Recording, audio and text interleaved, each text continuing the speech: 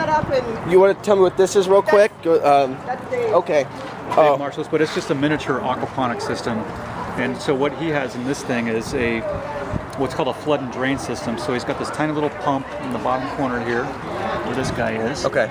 And then so what happens is that this continuously pumps water up into this tank here. Wow. And then after this tank reaches a certain level of water, then you can see right in the center here, it's got this tiny little bell siphon.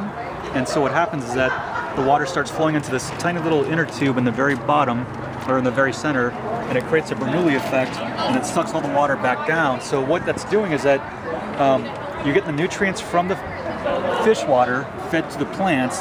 The plants essentially clean the water. You know, they take up those nutrients and whatnot, and then the whole thing dumps the clean water back into the fish tank, and then the whole system cycles over again. Okay.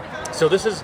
You have a battery here? We basically have the same thing in our house, but it's a much bigger, you know, we have like a 275-gallon version of it. Right. But yeah, he's just running it mainly for demonstration purposes. And then I think this is his setup just to, the way he explained it earlier to me is that he's using LEDs configured in a certain pattern. I think he said that there's 16 green LEDs, like 6 reds and 1 blue.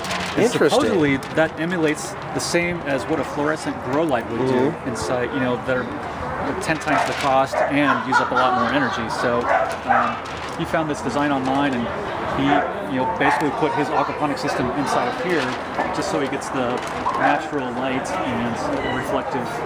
I think of this just to help, you know, reflect the light around more.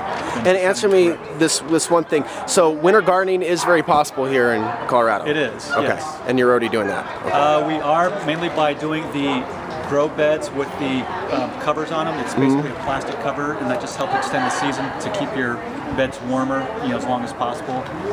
And we're still experimenting with it, so it's not, you know, a science for us just yet. We haven't perfected it, but we're definitely experimenting with it quite a bit. You guys are with Urban Homesteaders, or any other websites people should check out that might be watching this? People in Colorado Springs. Org is Christy's business. She's a landscape interpreter, so everything that we've done to our property, she will also help other folks do it to their property if they want to transition over to putting fruit trees and shrubs and raised beds and aquaponics and bees and chickens, you know, the whole gamut. She will basically help those folks get that set up.